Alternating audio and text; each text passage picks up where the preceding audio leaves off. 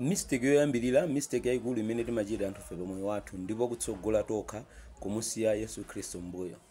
Vetserani, mistake yaikulu imene imachitika pa business yathu, kaya pa maphunziro athu, kaya pa chuma chathu, kaya pa china chilichonse angakhale pa ntchito yathu, ndi kutsogola ifeyo tokha kudziyenereza chifukwa cha mmene timadziwira ntchitoyo, kudziyenereza chifukwa cha mmene tilili, kudziyenereza chifukwa cha mmene amatikondera anthu, koma nkumusiya Yesu Khristu mbuyo.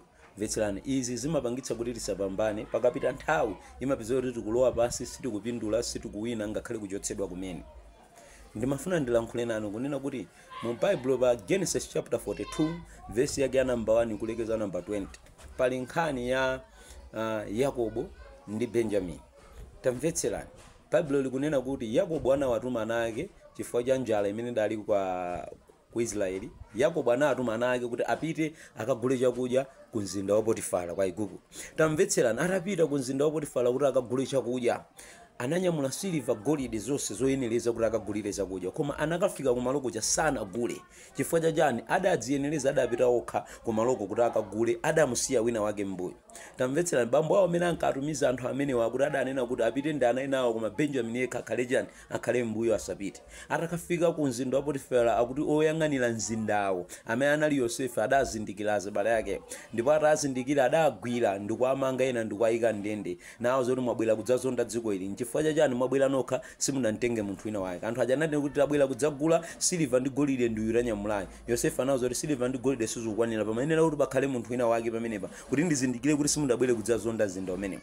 Tamvetserana kuti adayika ndende ngakhale adali ndi silver ndi golide namasula pochepa, nawo apatsawo chakudya nkwazo kuti pitani mukabwerekaye ndi mmodzi Benjamin. Akabwera pano ndikamona Benjamin zina chilichonse chizayenda bwino. Tamvetserana, anthu aja atabwerera nakantenga Benjamin ndikubwera naye. Akuti Yosefe atamuona Benjamin anena kuti maso anga atsamune fora na Benjamin, ndazindikira kuti simunabweredi kudzazonda dziko lino, koma chifukwa kuti mmafuna kugula ndikukupatsani zonse zaulere silver ndi golide wanu, nyamulanisoni komanso chakudya ndichi bwererani nacho. Tamvetsani, mafuna ndikumbutseni kunena kuti tikatsogola tokha angakhale tili ndi zoziyenereza sitikafika. Tikatsogola tokha angakhale timapemphera kwambiri sitikalowa. Tikatsogola tokha angakhale timasala kudya sitilandira. Tikatsogola tokha angakhale timakwera phiri tingokwerapo chabe ulere. Tikatsogola tokha angakhale timakwera phiri sitidzozedwa. Tikuyenera kuti tikhale ndi Benjamin wathu patsogolo amene ali Khristu Yesu. Tamvetserani, pamoyo wauzimu Benjamin amene amayimira Khristu Yesu. Pamoyo wauzimu silver ndi golide amene ananyamula ana Israeli pokagula uyo amayimira mapemphero athu, amayinira kudziyenereza kwathu, amayinira kukwera phiri kwathu. Anthu ambiri tatsogola tokha tamusiya Khristu Yesu mbuye fo ndi makwera phiri.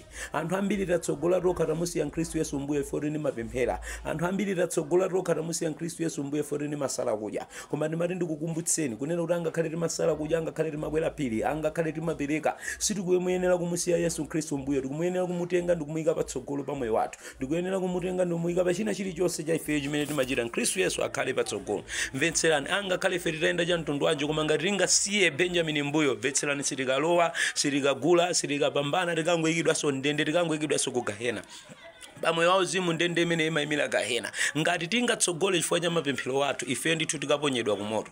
Ngati tingatsogole ife chifukwa cha zopereka zathu, ife ndithu tikaponyedwa ku Gehena. Mvetserani, mapemphero athu, zopereka zimene ananyamula anthu amene zimatanthauza mapemphero amene ife timatsogola nawo. Chifukwa cha chani? Anthu adalimba mtima kuti ngakhale timusiye Benjamin mbuyo, koma tikanyamula golide ndi silver tinaye ife tikakwanitsa tikagula. Mvetserani, lero anthu ambiri tatsogola chifukwa choti ife timalalikira. Lero anthu ambiri tatsogola chifukwa choti ife timapemphera kwambiri. Lero anthu ambiri tatsogola tamusiya Khristu Yesu mbuyo chifukwa choti ife timasala kudya pa mpingo pa anthu amatidziwa. Ndimati ndikukumbutseni kuti ngakhale lero anthu awo adanyamula silver ndi golide koma adayikidwa bendende. Ndimati ndikukumbutseni ngakhale anthu awo ananyamula silver ndi golide sadakwanitse kugula. Pokhapokha nawo abweza nkwazo takantenge Benjamin abwere patsogolo pawo. Atabwera Benjamin oyang'anira mzinda wa Potifara anati chifukwa maso anga aona Benjamin munyamula katundu waulere silver ndi golide wanu ndikubwezeranisoni.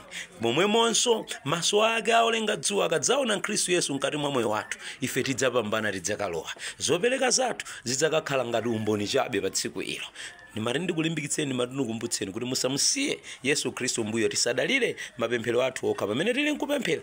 tsogolo bathu bakhala Yesu Khristu. Ndimati ndikukumbutseni kuti tisamusiye Mkhristu Yesu mbuyo kudalira zopereka zathu amene tili nkupereka. Yesu Khristu akhale patsogolo pathu. Ndimati ndikukumbutseni tisamusiye Mkhristu Yesu mbuyo pamene tili nkusala kudya, Mkhristu Yesu akhale patsogolo pathu. Ndimati ndikukumbutseni kuti ngati mukufuna kudzodza pamene muli nkukwera phiri, Yesu Khristu akhale patsogolo pathu. Chifukwa Yehova akafuna kudzodza adzayang'ana mwa inu, akamuonamo Mkhristu Yesu adzakudzozani chifukwa mwini yake ali mkati mwa moyo wanu. Ambuye akudalitseni mukhale ndi tsiku lopambana pamene mupanga chisankho chosasogola nokha koma kutsogoza Mkhristu Yesu. Ambuye akudalitseni mukhale ndi sande lopambana pamene mupanga chisankho chosasiya Benjamin mbuyo ndi kudalira mapemphero anu. Amen.